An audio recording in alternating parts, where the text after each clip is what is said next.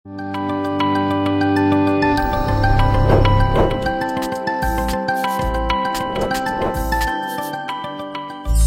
ini kita akan membicarakan bagaimana paradox of the gospel. Injil itu adalah Injil yang paradoks. Paradoks itu kalau saudara lihat tadi di video bahwa kudus jadi hina supaya yang hina jadi kudus.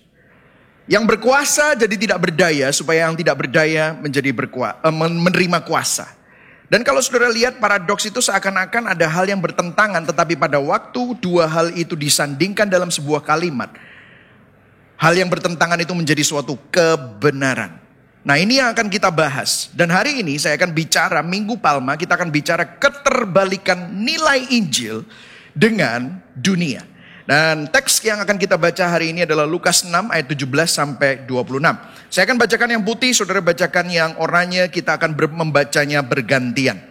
Lukas 6 ayat 17. Lalu ia turun dengan mereka dan berhenti pada suatu tempat yang datar. Di situ terkumpul sejumlah besar dari murid-muridnya dan banyak orang lain yang datang dari seluruh Yudea dan dari Yerusalem dan dari daerah pantai Tirus dan Sidon. 18. Mereka datang untuk mendengarkan dia dan untuk disembuhkan dari penyakit mereka. Juga mereka yang dirasuk oleh roh-roh jahat beroleh kesembuhan. Ayat 19. Dan semua orang banyak itu berusaha menjamah dia karena ada kuasa yang keluar daripadanya. Dan semua orang itu disembuhkannya. Ayat 20. Lalu Yesus memandang murid-muridnya dan berkata, berbahagialah hai kamu yang miskin, karena kamulah yang empunya kerajaan Allah. Berbahagialah hai kamu yang sekarang ini lapar, karena kamu akan dipuaskan. Berbahagialah hai kamu yang sekarang ini menangis, karena kamu akan tertawa. Ayat 22. Berbahagialah kamu jika karena anak manusia orang membenci kamu, dan jika mereka mengucilkan kamu dan mencela kamu, serta menolak namamu sebagai sesuatu yang jahat. Bersukacitalah pada waktu itu dan bergembiralah, sebab sesungguhnya upahmu besar di surga. Karena secara demikian juga nenek moyang mereka telah memperlakukan para nabi. Ayat 24. Tetapi celakalah kamu, hai kamu yang kaya, karena dalam kekayaanmu kamu telah memperoleh penghiburanmu. Celakalah kamu yang sekarang ini kenyang, karena kamu akan lapar. Celakalah kamu yang sekarang ini tertawa, karena kamu akan berduka cita dan menangis. Ayat 26. Celakalah kamu jika semua orang memuji kamu, karena secara demikian juga nenek moyang mereka telah memperlakukan nabi-nabi palsu. Berbahagialah orang yang mendengar firman Tuhan, memelihara dalam hatinya dan melakukan dalam hidupnya. Nah saudara, hari ini kita merayakan Palm Sunday, Minggu Palma. Minggu Palma adalah saat Yesus ke Yerusalem dielu-elukan oleh orang banyak. Sebelum 5 hari kemudian disalibkan pada hari Jumat di atas salib. Dan kalau saudara lihat, ini semua ditulis oleh keempat Injil di Markus 11, Matius 21, Lukas 19, dan Yohanes 12. Nah saudara, yang menarik mengenai Minggu Palma adalah di Matius 21, Yesus menyuruh murid-muridnya untuk pergi ke sebuah kampung untuk mendapatkan keledai. Kemudian meminjam keledai tersebut. Kemudian dikatakan, kalau sampai ada orang yang nanya, katakan Tuhan memerlukannya dan ia akan mengembalikannya. Kemudian di Matius 21 ayat keempat dicatat. Ini Minggu Palma, bukan teks kita hari ini, tapi Minggu Palma. Saya perlu menjelaskan kepada saudara. Dikatakan Matius 21 ayat 4 bahwa hal itu terjadi, yaitu mencari keledai supaya nanti Yesus naik keledai. Dikatakan hal itu terjadi supaya genaplah firman yang disampaikan oleh Nabi. Kemudian Yesus mengutip ayat perjanjian lama. Ayatnya di mana? Yaitu ayat di Zakaria. Minggu Palma adalah penggenapan nubuatan dari kitab Zakaria 9 ayat 9. Bunyinya begini. Nah, judul dari perikop Zakaria 9 ayat 9 adalah Raja Mesias di Sion. Raja, katakan sama-sama raja, ya raja di Sion. Sion itu Yerusalem. Jadi ternyata Yesus masuk ke Yerusalem itu sudah dinubuatkan oleh Nabi Zakaria. Dan dikatakan begini, bersorak-soraklah dengan nyaring, hai putri Sion. Bersorak-soraklah, hai putri Yerusalem. Sion adalah Yerusalem. Lihat, siapa datang? Rajamu datang kepadamu. Raja datang. Jadi Yesus itu masuk ke Yerusalem seakan-akan dia dielulukan untuk menjadi raja. Dikatakan ia adil dan jaya. Tetapi menarik. Dikatakan ia apa saudara? Lemah lembut dan mengendarai seekor keledai. Seekor keledai beban yang mudah. Nah saudara, ini agak aneh. Kenapa? Dikatakan raja, dia adil, dia jaya, tetapi dikatakan rajanya ini lemah lembut dan mengendarai seekor keledai. Raja, tapi kok lemah lembut? Raja mana lemah lembut? Raja kalau lemah lembut pasti kalah. Betul ya saudara? Raja itu perkasa. Raja itu pemberani. Raja itu pahlawan. Raja itu selalu kelihatannya tidak pernah kelihatan lemah. Tetapi dikatakan di Zakaria, raja lemah lembut. Tetapi dan yang lebih aneh lagi, dia bukan naik kuda yang kekar. Dia tidak datang dengan pengawal-pengawal berkudanya. Dia tidak datang dengan pedang yang berkilau-kilau dan perisai yang perkasa. Lebih keren ya kalau misalnya Yesus, Putra Halilintar, pencipta jagat raya. Wah kan gitu kan. Mestinya kan begitu. Itu yang keren. Tetapi ini raja kok lemah lembut menunggang keledai. Bukan dengan kuda, kereta berkuda, dibarengi dengan pahlawan-pahlawan, dengan perisai yang berkilau dan perkasa. Tapi raja ini modelnya beda. Lemah lembut menunggang keledai. Nah kalau rajanya seperti itu, kira-kira kerajaannya seperti apa? Nah disinilah hari ini kita akan membahas. Karena Yesus di awal tulisan para rasul, khotbah pertama Yesus yang paling detail, itu menjelaskan nilai-nilai kerajaannya.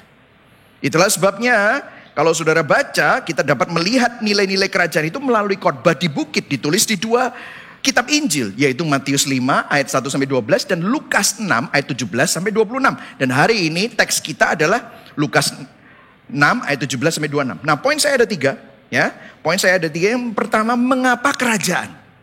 Kenapa kok Tuhan itu bawa konsep kerajaan? Kemudian yang kedua, keterbalikan 2 sistem kerajaan, kerajaan surga dan kerajaan dunia. Dan yang ketiga, of course, bagaimana kita menghidupi nilai-nilai tersebut. Nah, kita akan baca sama-sama di Lukas 6 ini dan kita akan selidiki bersama-sama. Yang ready, siap, katakan yes. Yes, oke. Kita akan baca. Yang pertama, mengapa kok kerajaan? Nah, di Lukas 6 ayat 30 ini adalah kalimat pertama di khotbah Yesus. Ini ayatnya menarik, dikatakan begini. Lalu Yesus memandang murid-muridnya dan berkata, ini adalah perkataan pertama.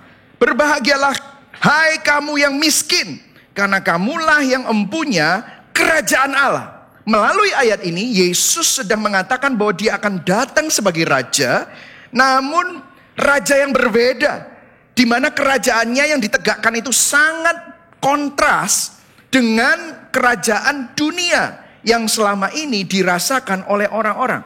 Jadi poin 1A, subpoin dari mengapa kok kerajaan, hanya ada 2 kerajaan di dunia. Meskipun saudara orang Indonesia, mungkin saudara di sini lagi visit dari Singapura, mungkin visit dari negara lain.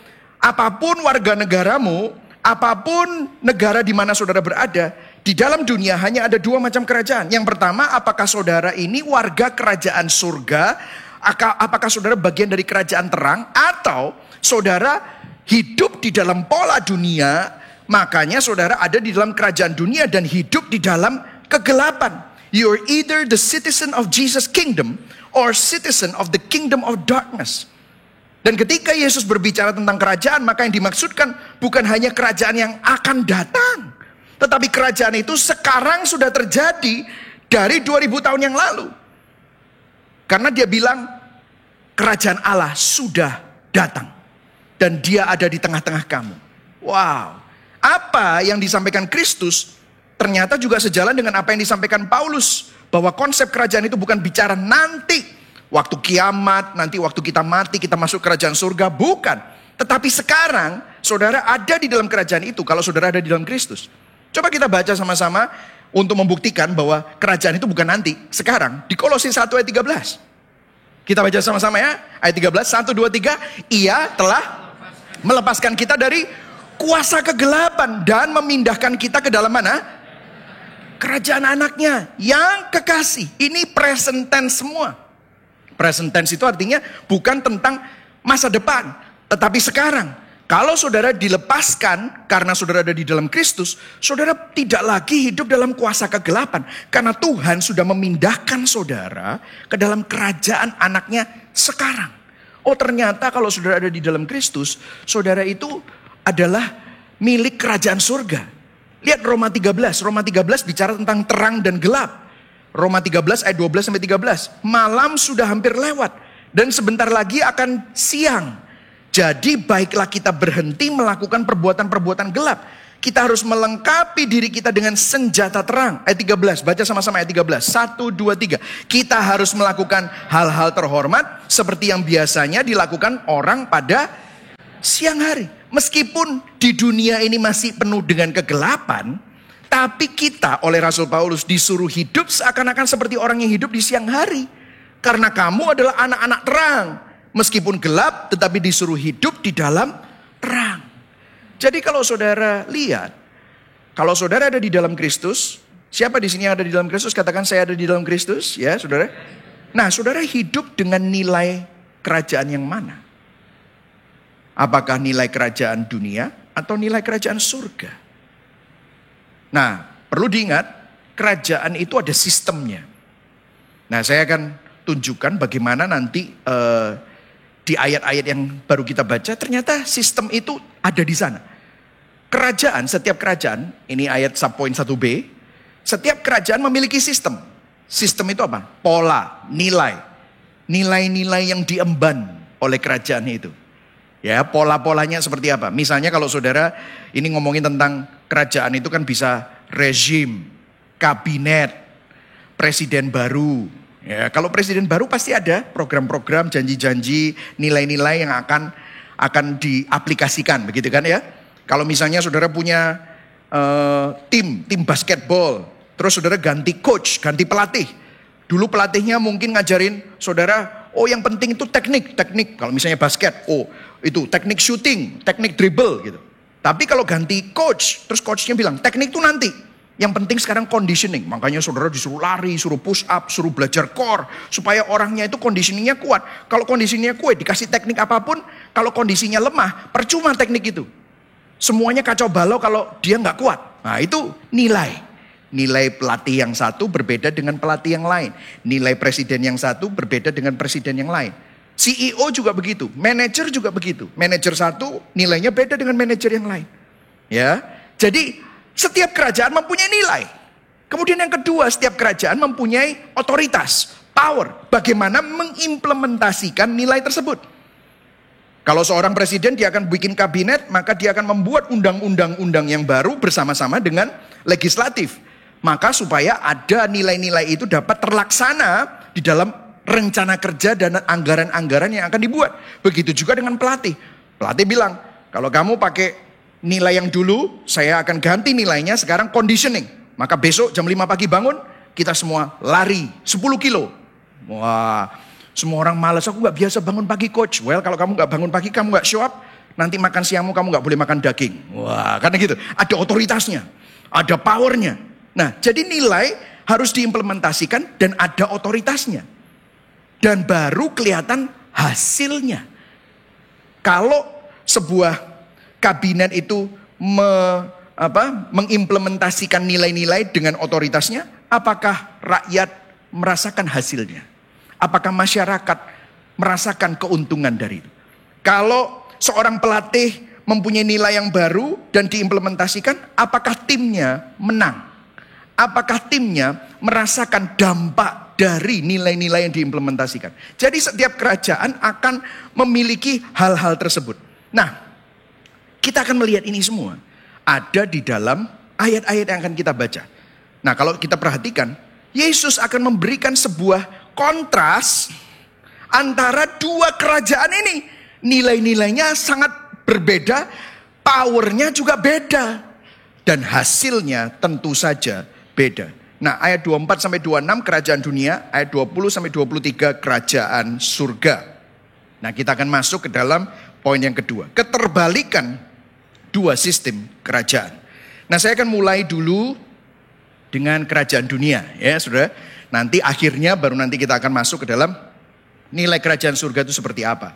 Nah, Kerajaan dunia itu ada di ayat 24 sampai 26. Nah, kita akan baca ayat 24 sampai 26. Kita baca ayat 24-nya dulu ya. 1, 2, 3. Tetapi celakalah kamu, hai kamu yang kaya, karena dalam kekayaanmu kamu telah memperoleh penghiburanmu. Nah, ini menarik saudara. Jadi kok orang kaya celaka ya? Pastor, mungkin ada yang bilang gini, kaya kan gak salah. Betul, gak salah. Ada yang bilang, pastor, kalau kita mengalami penderitaan, nangis di mobil mewah itu kan lebih enak daripada nangis di becak gitu. Ya kan saudara? Tapi kaya di sini ini bicara sesuatu yang lain. Hai celakalah, tetapi celakalah kamu, hai kamu yang kaya. Kaya di sini, kekayaan dan kemiskinan sebenarnya adalah bicara tentang power, kekuasaan. Biasanya orang yang kaya itu berkuasa. Atau gini, orang yang punya power, either dia kaya atau di backing sama orang kaya. Betul atau tidak? Semua orang yang jadi penguasa itu pasti ada backingannya. Pasti ada kekayaan di baliknya. Tetapi yang menarik di sini, Yesus berkata, justru orang seperti ini akan mengalami celaka.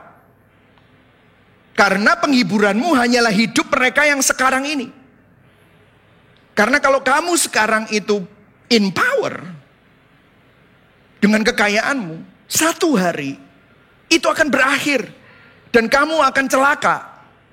Karena musuhmu itu akan mencelakai kamu. Dan akhirnya kefanaan itu akan berakhir. Itu yang dikatakan Yesus. Dan nanti saya akan jelaskan lebih lanjut. Kemudian yang kedua, ayat 25. Baca sama-sama ayat 25. 1, 2, 3. Celakalah kamu yang sekarang ini apa? Kenyang.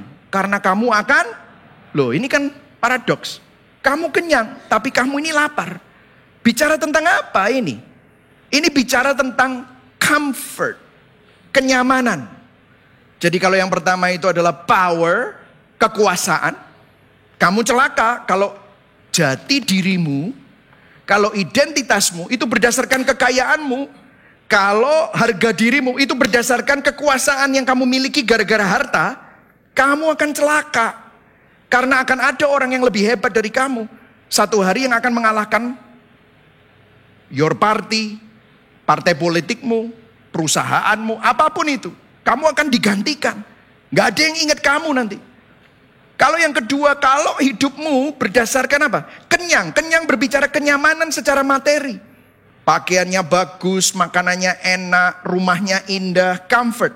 Yesus bilang kamu akan celaka. Karena meskipun kamu makan, meskipun kamu menikmati semua kemewahan itu, kamu akan tetap lapar. Saya pernah ya ngomong sama seseorang yang sangat kaya. Saya pernah duduk di pesawat, terus di sebelah saya orang yang luar biasa sukses gitu ya.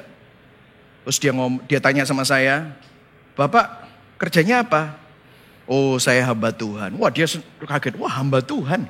Dia bukan orang Kristen, ya saya pendeta gitu. Wah, masih muda ya. Ya nggak terlalu muda Pak, saya berusaha untuk kelihatan muda gitu ya saudara. Saya kasih tahu umur saya, oh iya nggak terlalu muda juga ya gitu saudara ya. Terus dia bilang, tapi saya senang kalau ngelihat, saya kagum kalau ngelihat orang-orang yang masih muda itu sudah mendedikasikan dirinya untuk sesuatu yang kekal. Wih, ini bukan orang Kristen ngomong gitu. Terus dia bilang gini, soalnya ya, kita itu mau kejar apa sih? Wow, nggak kenal Tuhan. Ngomong gini, mau duitnya banyak, mau naik mobil paling mahal, mau makan paling mahal sama makan di warung, ya sama saja. Cuma muasin lidah 9 cm, habis itu masuk ke WC. Loh, ngerti loh saudara. Saya bilang, wah luar biasa. Ngerti. Terus dia bilang gini, yang penting itu ya ternyata ya, kepuasan itu bukan di luar. Kepuasan itu di sini. Wah, loh manusia itu tahu loh saudara. Kepuasan itu bukan di luar. Kepuasan itu di sini. Saudara, setiap kali kalau saudara makan misalnya nasi goreng maut, wah, bakmi yang enak, yang kelihatannya banyak aksesorisnya gitu, saudara makan pertama, enak ya. Ada law of diminishing return. Tahu saudara, law of diminishing return. Setelah saudara makan yang pertama kelihatannya enak, saudara pesan lagi. Mangkok kedua, enaknya nggak seenak yang pertama. Betul nggak? Saudara pesan lagi. Mangkok yang ketiga, saudara pikir, kok gak seenak tadi? Mungkin ini bumbunya kurang pas. Pesan lagi, aku tak makan, coba lagi. Yang ketiga, belena. Betul atau enggak? Kok bisa? It's law of diminishing return. Jadi saudara dengarkan, orang yang hidup dalam kemewahan sudah terbiasa dengan itu. Dia nggak bisa turun, dia harus naikkan kemewahannya lagi untuk mendapatkan sebuah kepuasan. Kenapa? Kepuasan kemarin nggak cukup untuk membuat dia bahagia. Makanya dia harus naikkan dosisnya. Ini seperti orang kecanduan, saudara. Dan saudara naikkan dosisnya, kok nggak puas ya? Saudara naikkan lagi dosisnya, kok nggak puas? Makanya hotel ada bintang 1, bintang 2, bintang 3, bintang 4, bintang 5. Di Dubai sampai bintang 7. Mau bintang berapa lagi, saudara? Tetap aja nggak puas. Saudara lihat. Meskipun kamu ini kenyang, kamu akan lapar. Karena yang lapar apa? Jiwanya, hatinya. Kemudian selanjutnya, celakalah kamu yang belum di highlight itu. 1, 2, 3 baca. Celakalah kamu yang sekarang ini apa? Tertawa karena kamu akan berduka cita dan menangis. Ini bicara tentang apa? Tertawa di sini, ada yang menarik saudara. Tertawa di sini karena para ahli bahasa Yunani bicara tertawa di sini adalah gloating. Gloating itu mentertawakan kompetisi yang kalah. Atau mentertawakan sesuatu yang terjadi bukan pada dirinya tapi pada orang lain. Jadi apa? Misalnya saudara ngelihat ada orang jalan kepleset, terus saudara apa? Ketawa. Kan sekarang paling seneng lihat TikTok gitu ya. Orang-orang kebentuk, jeduer gitu, terus kita ketawa. Ya ini, kata-kata ini. Artinya apa? Kamu menang, kamu aman, terus mentertawakan orang lain. Misalnya, timmu menang, yeay! Kamu menang tender, yes, sukses, party. Karena apa? Ada orang lain yang kalah. Jadi ini bicara tentang kesuksesan, kemenangan. Tapi menang terhadap musuhmu. Saingan bisnis, ya, tim lain, partai politik lain. Apapun itu. Ya, apapun itu. Menang, makanya tertawa. Nah Yesus bilang, celaka kamu. Karena apa? Kemenanganmu itu sementara. Kamu baru menang. Kamu baru menang sebagai top producer di company-mu. Karena kamu mengalahkan orang yang kamu kejar sudah berbulan-bulan. Dia nomor 1, kamu nomor 5. Akhirnya kamu nomor 4, nomor 3, nomor 2. Dan akhirnya kamu menang nomor 1. Yes, aku menang. Guess what? Bulan depan belum tentu menang kamu. Kalau jati dirimu berdasarkan kesuksesan dan kemenangan itu, dan orang lain bulan depan ada yang lebih hebat, maka kamu akan menangis. Kamu akan hancur. Kamu akan berduka cita. Apa yang kamu rayakan hari ini akan menjadi sebuah tangisan minggu depan. Karena akan ada orang yang lebih hebat, lebih sukses yang akhirnya mengalahkan kamu. Wow. Celaka. Saudara, jadi bukan berarti Tuhan itu anti kekayaan, kenyang, tertawa, bukan. Tetapi kalau hati kita menerima kepuasan berdasarkan hal-hal ini, maka celaka kita.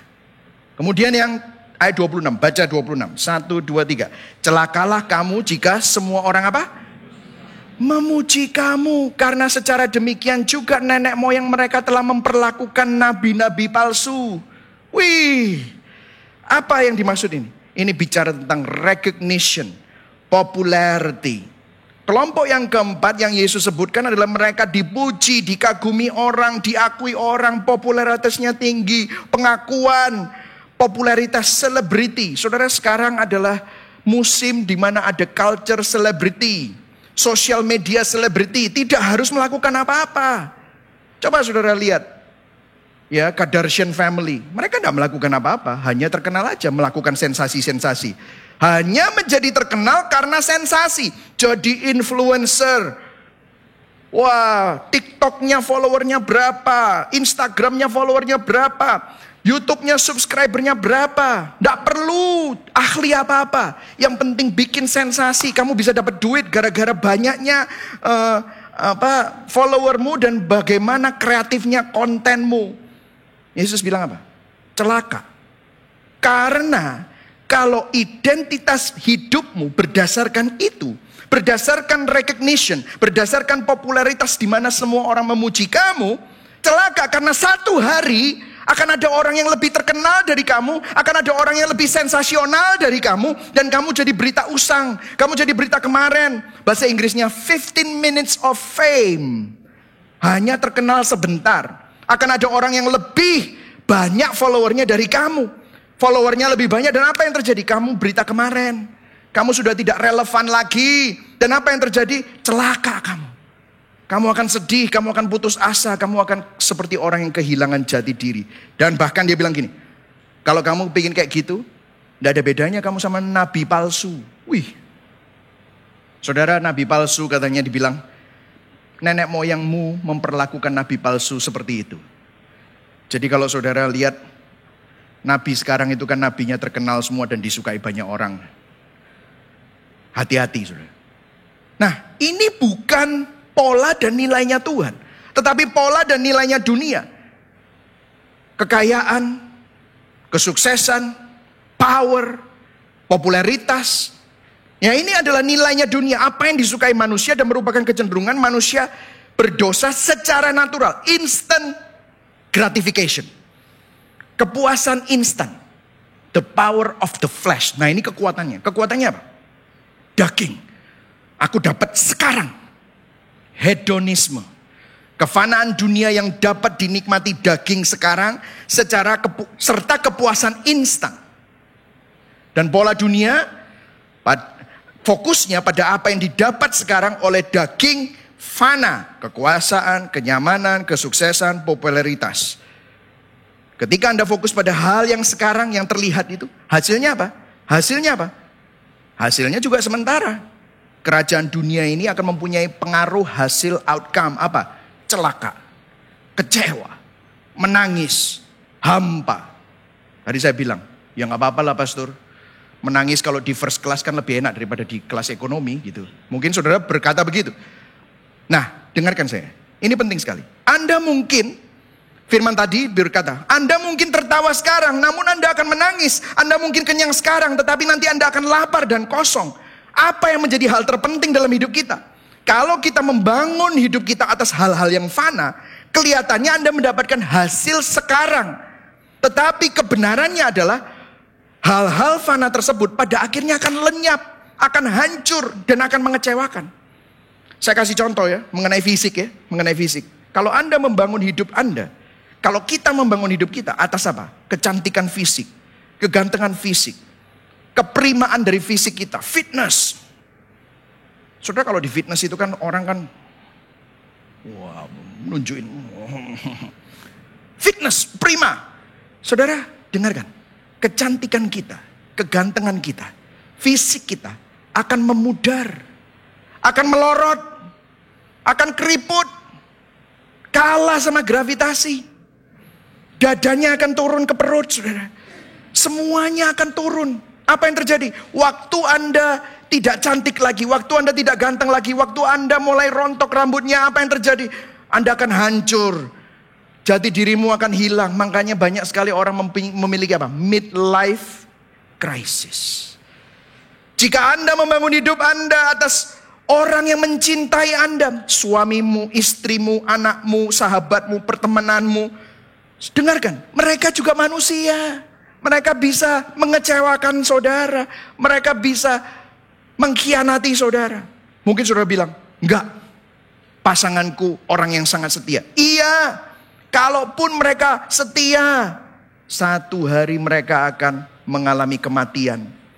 Apa yang terjadi? Saudara akan kehilangan. Saudara akan kehilangan mereka. Makanya ada begitu banyak orang pada waktu mereka mengalami kedukaan, kehilangan orang yang mereka kasih. Hidup mereka hancur. Hidup mereka putus asa, depresi. Jika Anda membangun hidup Anda dengan prestasi dan kekuasaan, prestasi Anda akan dikalahkan orang lain. Akan ada orang yang lebih hebat, lebih berprestasi. Kalau saudara membangun di atas kekuasaan, kekuasaanmu satu hari akan kalah dengan kekuasaan orang lain. Ada orang yang lebih berkuasa. Apa yang menjadi fokus kita sekarang? Dan yang menyedihkan kadang-kadang, di mimbar-mimbar gereja prosperity gospel, diberitakan bahwa kalau kamu cinta Yesus, kamu akan mendapatkan kesuksesan. Kalau kamu cinta Yesus, kamu beribadah, kamu akan mendapatkan kekayaan. Itu bukan firman Tuhan. Kalau kita melakukan itu, kita menjadikan Yesus sebagai sarana dan alat untuk mendapatkan pola dunia. Dan ini yang sangat menyedihkan. Saudara, kita perlu bertobat. Sebagai hamba Tuhan, kalau saudara mendengar ini melalui online, saudara perlu bertobat. Karena bukan itu inti dari Injil. Mungkin saudara bilang, pastor ini paling bisa. Gimana sih kita tahu ini benar? Masa sih kita ini dibilang ini semua celaka? Dengarkan saudara, bagaimana kita tahu ini benar? Saya taruh di sini. Persoalan fundamental manusia. Saudara, manusia mempunyai persoalan yang tidak bisa kita hindari. Saya kasih contoh. Kalau hujan, preman, penjahat, pembunuh, sama pendeta, orang yang tidak pernah berbuat kriminal, sama pemuka agama, basah nggak? Kalau hujan, basah nggak? Basah. Apakah hanya preman yang basah?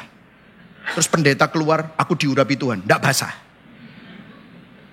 Aku ada urapan, aku hujan, tak keluar Loh, nggak basah toh? Mana ada kayak gitu? Semua basah. Makan enak. Apakah hanya pemerkosa dan pembunuh yang bisa merasakan makanan enak, tetapi pendeta nggak bisa merasakan enak? Atau sebaliknya, pendeta nggak bisa ngerasain enak, terus orang-orang yang jahat nggak ngerasa enak? Enggak, saudara. Kalau namanya enak, semua orang bisa ngerasain. Begitu juga kejahatan. Kejahatan, penderitaan, dan kematian dihadapi oleh semua orang. Tidak ada yang saudara, hati-hati berusaha menghindari kejahatan. Kejahatan datang sendiri. Aku enggak. Aku percaya kok baik semua. Kamu kunci enggak rumahmu? Kalau kamu masih kunci rumah, berarti kamu menghindari kejahatan. Betul enggak? Artinya kita tidak bisa luput. Akhirnya memang kalau kita hidup berdasarkan yang fana, maka semuanya akan sia-sia. Amin. Nah, Yesus ingin menunjukkan, kalau kamu hidup berdasarkan ini, celaka. Itulah sebabnya dia memberikan nilai yang lebih tinggi di ayat 20 sampai ayat 23. Saya akan bacakan buat saudara. Lalu Yesus memandang murid-muridnya dan berkata, berbahagialah hai kamu yang miskin, karena kamulah yang empunya kerajaan Allah. Berbahagialah kamu yang sekarang ini apa? Lapar, karena kamu akan dipuaskan.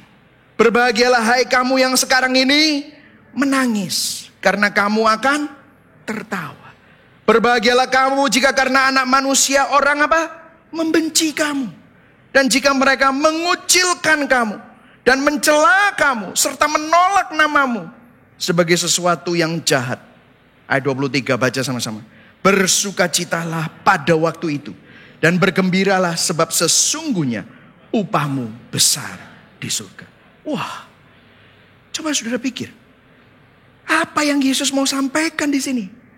Apakah kita ini disuruh miskin, kita disuruh lapar, disuruh menangis, disuruh hidup dibenci orang, dikucilkan, dicela, ditolak? Apakah Yesus suruh kita hidup seperti itu? Apakah itu pola kerajaannya? Nah, pola kerajaan macam apa itu? Apakah kita disuruh jadi miskin? Dengarkan saudara, banyak orang salah kaprah ya. Tentu saja tidak. Yesus tidak sedang mengajarkan paham asketisme atau stoisisme. Bingung ya saudara. Tapi saya perlu jelaskan karena ini kan kalau enggak panjang ya. Asketisme itu merupakan suatu paham yang atau ajaran yang kita disuruh meninggalkan kenikmatan dan kehidupan yang bersifat dunia dan duniawi dan materi. Bukan itu. Stoikisme adalah cara hidup yang menekankan dimensi internal manusia yang hidup bahagia tanpa terpengaruh oleh hal-hal yang ada di luar dirinya. Mirip tapi beda. Kenapa? Karena dia bersandar pada dimensi internal manusia. Humanis. Nah, Yesus tidak mengajarkan itu. Kita tidak sedang mencari kemiskinan, penderitaan. Nanti jadi seperti model-model zaman dulu ya. Orang yang ke hutan, terus udah gitu cari kesusahan untuk lebih dekat dengan Tuhan. Bukan itu. Lah terus apa maksudnya? Nah saudara, mungkin untuk menjelaskan saya menemukan sebuah quote dari seorang teolog yang sudah dipanggil Tuhan, seorang yang namanya Dallas Willard. Dari bukunya The Divine Conspiracy, Rediscovering Our Hidden Life in God. Dia bilang begini, dalam kehidupan umat Tuhan akan terlihat terlebih dahulu suatu keterbalikan nilai yang luar biasa. Dia bilang begini, menarik ini, selanjutnya. Mereka, umat Tuhan, akan menghargai apa yang dunia sebut sebagai hal yang memilukan, menyedihkan. Dan mencurigai apa yang dunia pikirkan sebagai hal yang menggiurkan. Dunia kejar itu. Tapi kalau orang yang berinjil, orang yang ada di dalam Kristus, dia akan curiga dengan apa yang dicari dunia. Tetapi justru menghargai apa yang dunia sebut sebagai hal yang memilukan. Nah, apa maksudnya? Apa yang Dallas Willard katakan bahwa kita tidak mencari penderitaan, kemiskinan, kelaparan, dibenci orang, dikucilkan. Bukan. Bukan cari itu. Tetapi dikatakan we prize. Artinya gini, waktu hal-hal yang tidak enak itu datang, kita menghargainya. Jadi kita tidak mencari penderitaan, kita tidak mencari kemiskinan, atau kita tidak mencari malapetaka, atau masalah dan pergumulan, bukan. Tetapi karena masalah, pergumulan, penderitaan, itu tidak bisa kita hindarkan. Saat hal-hal itu datang, saat hal-hal yang tidak enak itu datang dalam hidup saudara, kita dapat menghargainya. Kita dapat melihat nilainya. Dan bahkan kita dapat melihat ada kebaikan di baliknya. Yang setuju katakan amin. Kenapa kok bisa begitu? Kalau Tuhan mengizinkan di dalam kedaulatannya, ranah kedaulatannya, ketika ada musibah, ketika ada pergumulan, ketika ada masalah, ketika ada tangisan, Tuhan mengizinkan. Ada kebaikan di baliknya. Hidup kita tidak hancur, mental kita tidak down, tetapi kita bisa melihat ada nilainya. Kita bisa melihat Tuhan sedang berproses dengan kita. Tuhan sedang mengajar kita sesuatu. Kita melihat pelajarannya. Waktu hal itu datang, kita nggak bilang mampus dah gua gitu.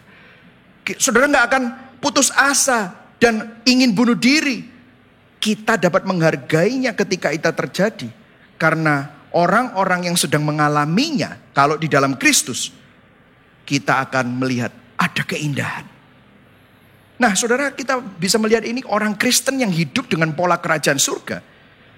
Hidupnya tidak dikendalikan oleh apa yang dunia cari. Hidupnya tidak tergantung dari uang. Hidupnya tidak tergantung dari kekuasaan, kesuksesan. Kalaupun saudara punya uang, saudara akan lihat, artinya Tuhan menitipkan aku. Aku akan melakukan apa yang dititipkan Tuhan ini untuk kemuliaannya. Karena ini bukan punya aku. Jadi hidupnya, jati dirinya, harga dirinya tidak berdasarkan apa? Kesuksesan. Kalau Tuhan berikan kesuksesan, artinya Tuhan ingin aku memuliakan dia melalui kesuksesan itu. Tuhan berikan kenyamanan bukan untuk dihabiskan sendiri. Tetapi melalui kenyamanan ini mungkin Tuhan punya maksud. Supaya aku bisa memberi penghiburan kepada orang lain. Dan aku bisa membagikan.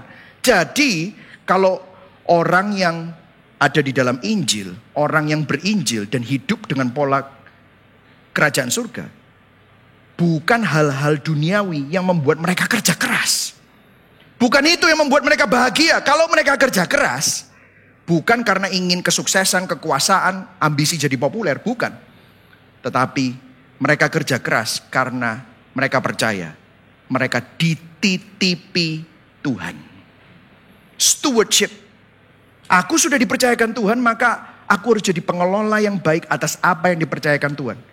Kalau saudara dipercayakan Tuhan ribuan, ratusan pegawai, artinya Tuhan mempercayakan saudara. Jangan sombong dan menindas mereka dan mengeksploitasi mereka. Tetapi justru gembalakan mereka. Tunjukkan nilai Injil. Kalau ada sesuatu yang gak enak datang, harapan orang yang berinjil tidak hancur saat ada kegagalan. Mereka tidak putus asa. Karena kalau Tuhan mengizinkan hal yang tidak enak itu terjadi, pasti ada kebaikannya. Dan dikatakan begini saudara, ayat 23. Bersukacitalah pada waktu itu dan bergembiralah, sebab sesungguhnya upahmu besar di surga. Nah, saudara, ada yang menarik ya. Karl Marx, pencipta Marxisme, ngelihat ayat ini, dia bilang, itu yang saya benci dari kekristenan. Opium candu bagi manusia, selalu bicara tentang upahmu besar di surga. Nah, ada yang menarik di sini. Kata-kata upahmu besar di surga, bersukacitalah pada waktu itu bukan future tense, tetapi present tense. Pada waktu itu. Pada waktu itu bukan berbicara tentang surga. Pada waktu itu, habis ngomong apa? Miskin, lapar, menangis. Bersukacitalah pada waktu kamu miskin. Kamu lapar, kamu menangis, kamu dicela, kamu dibenci. Bersukacitalah dan bergembiralah, sebab sesungguhnya upahmu besar di surga. Maksudnya apa? Maksudnya adalah waktu, bukan future, saat penderitaan datang, kita bisa mencicipi, kita bisa merasakan sukacita dan kebahagiaan surga. Surga itu ada di hati kita. Upahmu besar di surga, upah ini bicara tentang apa? Karena kita udah kebiasaan dengan konsep dunia, upah itu bicara tentang barang, seringkali kita pikirnya seperti itu, transaksi. Tapi upah di sini bicara tentang pribadi. Bukan tentang apa yang kita dapatkan, tetapi siapa yang bersama dengan kita. Dia bicara tentang Kristus, upahmu besar di surga karena aku tetap bersama dengan kamu. Jadi kalau Yesus berkata, berbahagialah hai kamu yang miskin, berbahagialah hai kamu yang sekarang ini lapar, berbahagialah hai kamu yang sekarang ini menangis. Berbahagia itu blessed. Katakan sama-sama berbahagia, berbahagia. Artinya apa? Kamu tetap puas, blessed. Kok bisa kamu puas? Disinilah paradoks Injil. Dengarkan. Kamu bisa berbahagia meski miskin, meski lapar. Waktu itu datang, meski menangis, meski dicela. Karena kamu punya hal yang jauh lebih berharga daripada apa yang dunia tawarkan. Kamu punya Yesus Kristus. Kamu punya harta yang terbesar. Disinilah Karl Marx is wrong. Karl Marx salah. Orang yang berinjil memiliki sesuatu yang lebih indah daripada kekayaan, lebih indah dari kenyamanan, lebih indah dari kesuksesan, lebih indah dari popularitas. Karena mereka memiliki Kristus, harta yang paling berharga. Orang yang memiliki kerajaan akan menghidupi paradoks ini. Meskipun harta kita hilang, saudara dan saya masih tetap bisa bersyukur. Karena kita memiliki harta yang tidak bisa dimakan oleh karat dan ngengat. Kristus menjadi harta yang paling berharga. Meskipun kita ditolak, dicela, kamu gak akan kenapa-kenapa, kita gak akan kenapa-kenapa. Kenapa? Karena Tuhan sudah menerima saudara dan saya. Meskipun kita dicela, dikucilkan, kamu gak baper. Kenapa? Karena Tuhan mengenal engkau. Namamu bahkan ditulis di telapak tangannya. Rambutmu bahkan dihitung. Berikan kemuliaan buat Tuhan Yesus. Amin saudara. Ini adalah harta yang terbesar. Tapi mungkin saudara bilang gini. Setelah saudara tepuk tangan. Saudara mungkin bilang gini. Tapi kan aku bukan Yesus Pak. Aku gak bisa seperti Yesus. Disinilah kita masuk ke dalam poin yang ketiga. Kalau tadi kita lihat setiap kerajaan memiliki apa? Nilai. Di poin yang ketiga kita akan ngomong tentang kekuatannya. Dari mana? How can we have the power to live that? Bagaimana kita bisa memiliki kuasa untuk hidup seperti itu? Well, jawabannya banyak, tapi kita kembali ke teks. Kita lihat di teks ya. Lukas 6 ayat 19. Kita baca sama-sama yang keras. 1, 2, 3. Dan semua orang banyak itu berusaha apa? Menjamah dia. Dia itu siapa? Yesus. Karena apa? Karena ada kuasa yang keluar daripadanya. Dan semua orang itu disembuhkan. Dikatakan ayat sebelumnya ada orang yang punya roh jahat disembuhkan. Memegang Yesus, menjamah Yesus, disembuhkan. Ada kuasa yang keluar daripadanya dan semua orang itu disembuhkan. Dengarkan saudara. Di sini kekuatannya. Selama ini sebelum Yesus lahir, sebelum Yesus datang sebagai Mesias, sebelum Yesus menyatakan siapa dia, saudara perlu sadar. Dulu orang yang najis kalau pegang orang yang bersih atau orang yang tahir, apa yang terjadi? Yang tahir, yang bersih jadi najis. Orang yang sakit deket-deket sama orang yang sehat jadi sakit. Makanya kalau saudara ada orang kusta, dia harus bilang, aku najis. Semua orang minggir. Kenapa? Kalau kena, apa yang terjadi? Yang bersih, yang tahir, yang normal jadi najis. Sebelum Yesus. Tapi waktu Yesus datang, kalau saudara ingat cerita seorang wanita yang punya masalah pendarahan 12 tahun. Darah itu keluar terus. Saudara tahu menurut hukum Taurat, orang yang darahnya keluar terus itu najis. Perempuan itu sampai kurus kering.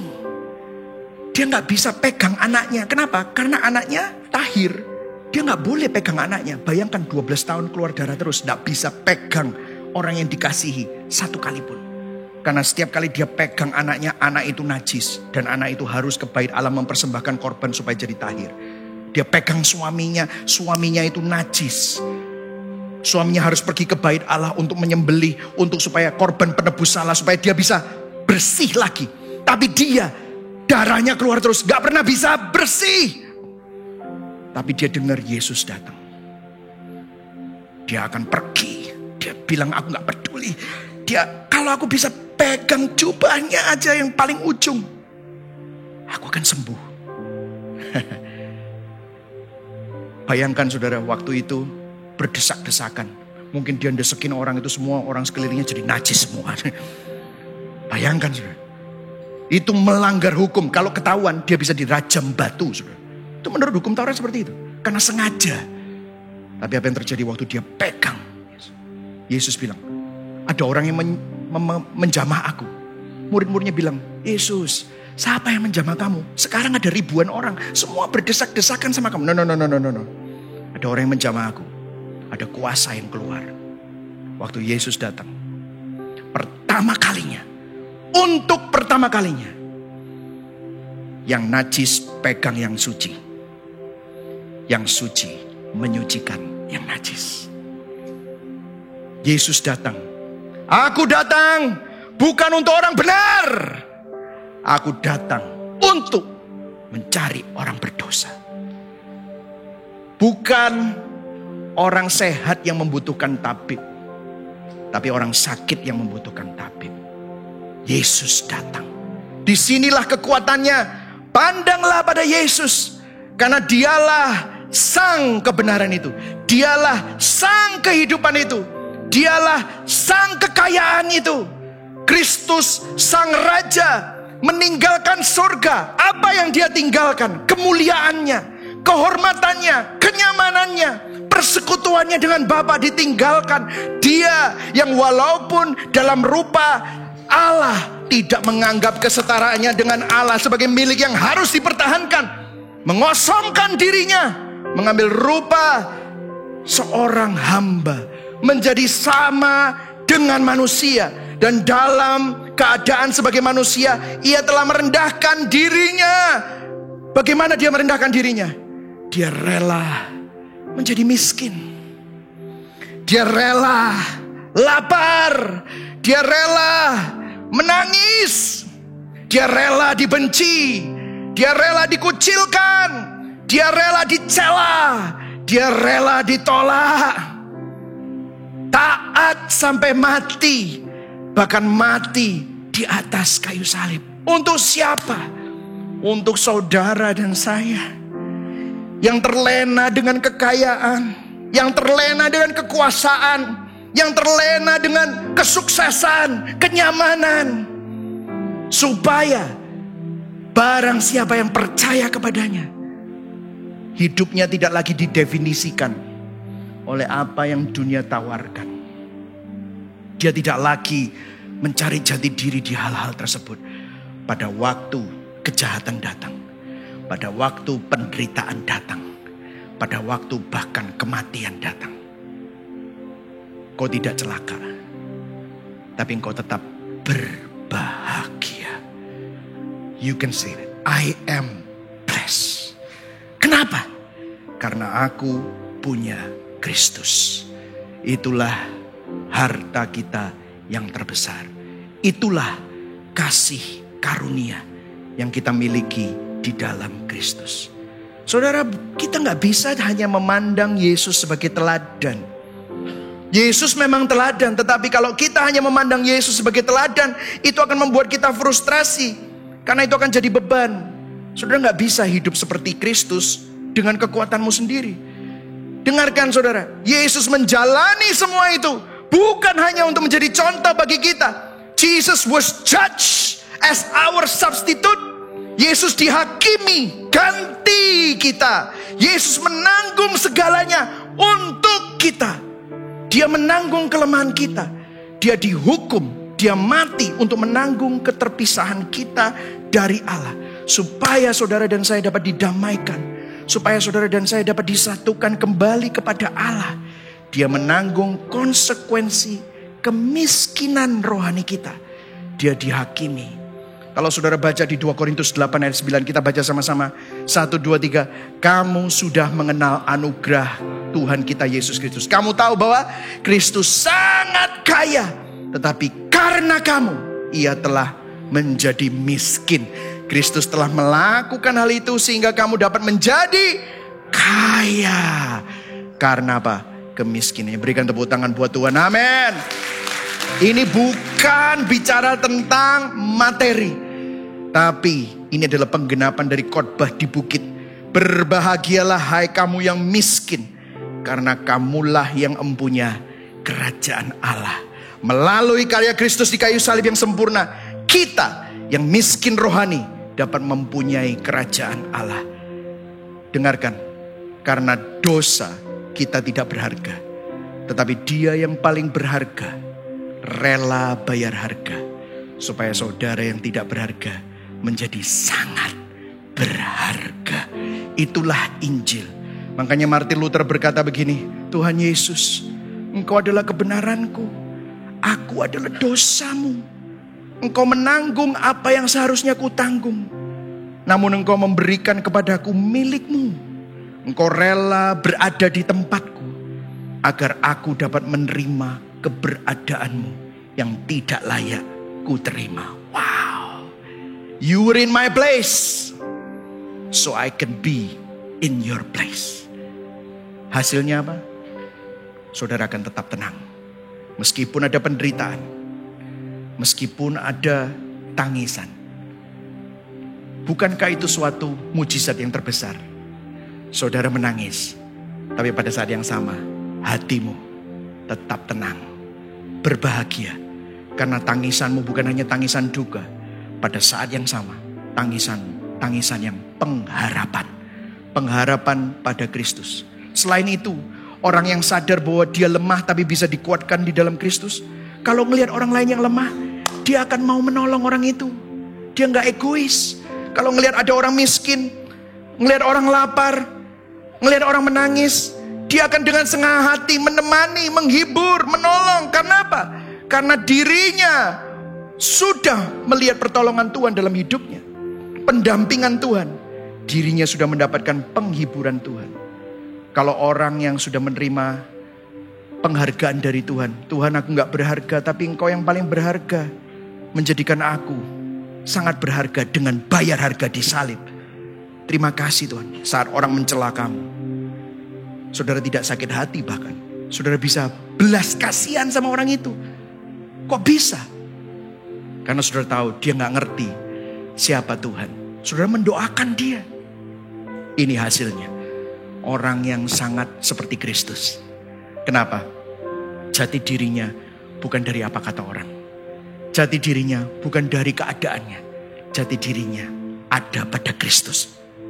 Charles Spurgeon berkata, you stand before God as if you were Christ, because Christ stood before God as if He were you. Kita berdiri di hadapan Allah seolah-olah kita adalah Kristus. Kenapa kok bisa begitu? Karena Kristus telah berdiri di hadapan Allah dan dihukum seolah-olah Kristus adalah kita.